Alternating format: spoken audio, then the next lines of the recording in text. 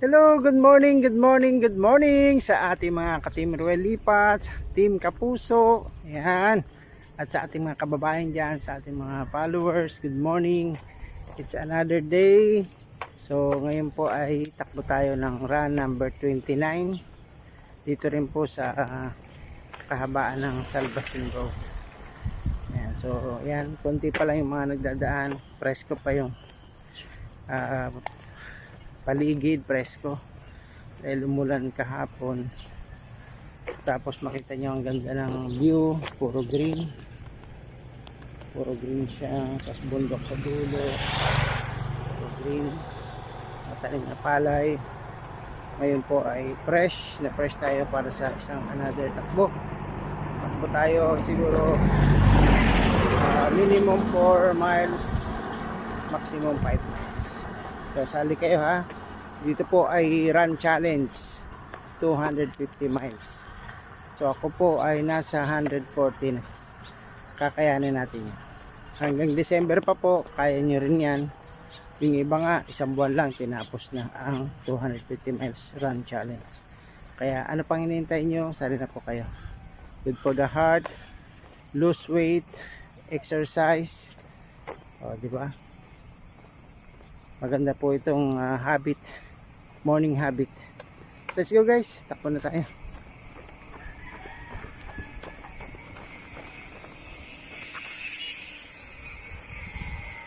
Iba naman po, ang exercise nila ay bisikleta.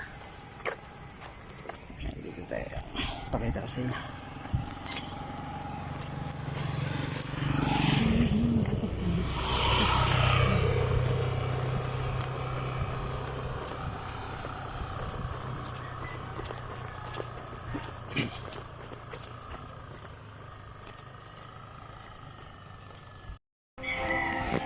Takbuhan tayo dito. Malapit tayo sa simbahan. So narinig ko na meron na mga music, mga kumakanta po dito sa simbahan.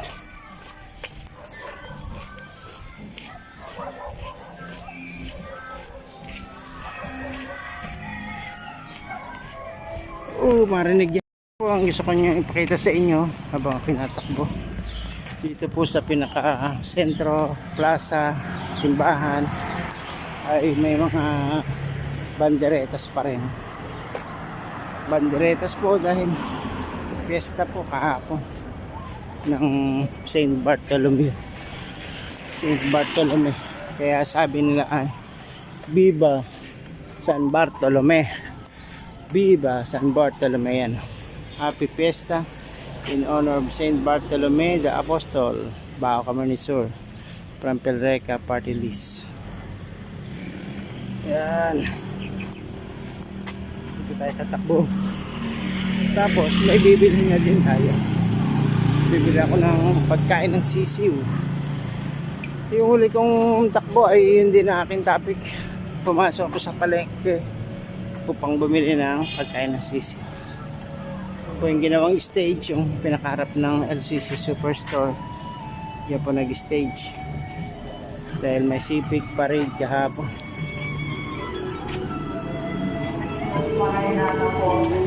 Diyos maray. Kaya po nito may gripo, tulo ng tulo. Hindi sila marunong magsara. O tulo pa rin, higpit na.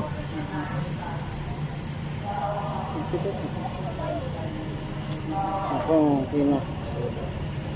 So, okay na. Hindi na natulo.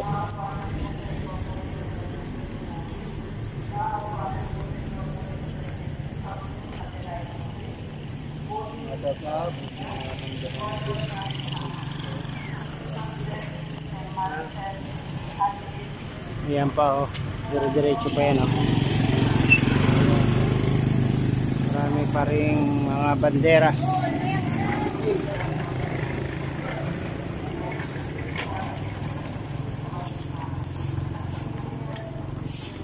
Dito tayo tatakbo. Yeah.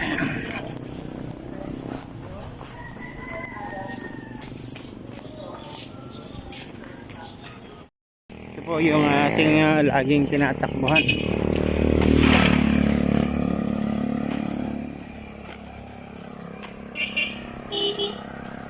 Dito po merong tuba. Gusto natin kunin yung tuba. Pwede diyang bumili ng tuba. Meron po dyan tuba nakatutok. Yun. May galon. May galon po siya na nakatutok doon sa bunga. Pinuputol na po yung bunga. Tapos patatagasin lang. Overnight marami na po yan. Iipon na tuba or coconut wine. Matamis po yan for one day. Pag gumapon na, medyo paasim na, magiging suka na siya. Yan po yung ginagawa, suka sa nyug. Ano ito? Ang kawas. Tingnan natin. Ito ba ay dahon? Wala ano? Ganda lang yun. Yun naman. Kung maganda po yun, kung yun ay luya o langkawas.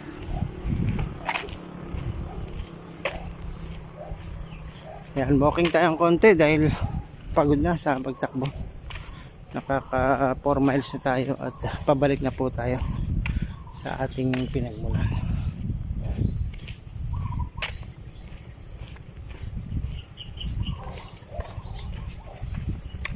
Ito po yung lubi-lubi na sabi sa inyo na pwedeng pakain sa baboy at panggulay.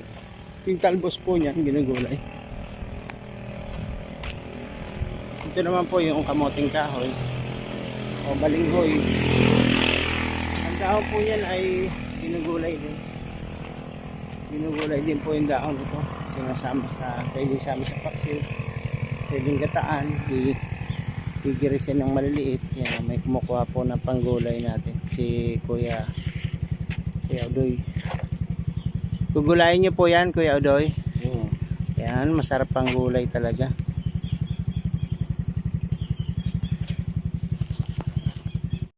Yan, marami siya nakukuha.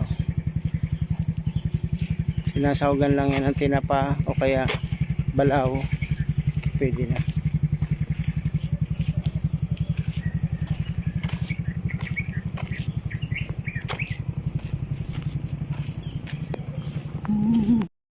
Tuloy-tuloy na po tayo sa pagtakbo. Dito naman po ipapakita ko sa inyo itong matarik na hagdan. Tingnan niyo po yung hagdan na to, almost 85 degrees, kaya walang hawakan.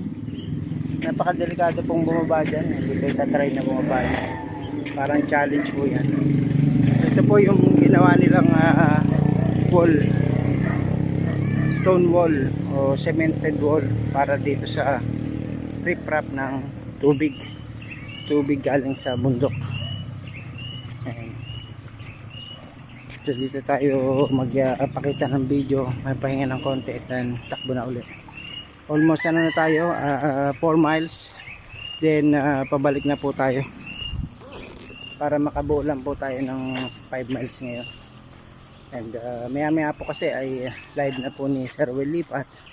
So nood po kayo ng live every Sunday 7:15 AM kasi po yun ay Word of God, mga payo sa atin. Maganda po ang mga balita. Hindi naman po ay para sa spirit natin, mga payo ni Sir Will Lipat. So yan, dito na tayo sa dulo. Pakita ko lang sa inyo to. Dito marami dito isda. Ay nakita nyo, no? May isda. Isda nga ba yan? So may bato lang kaya yung tubig ay malipot. Siguro nga bato lang yan.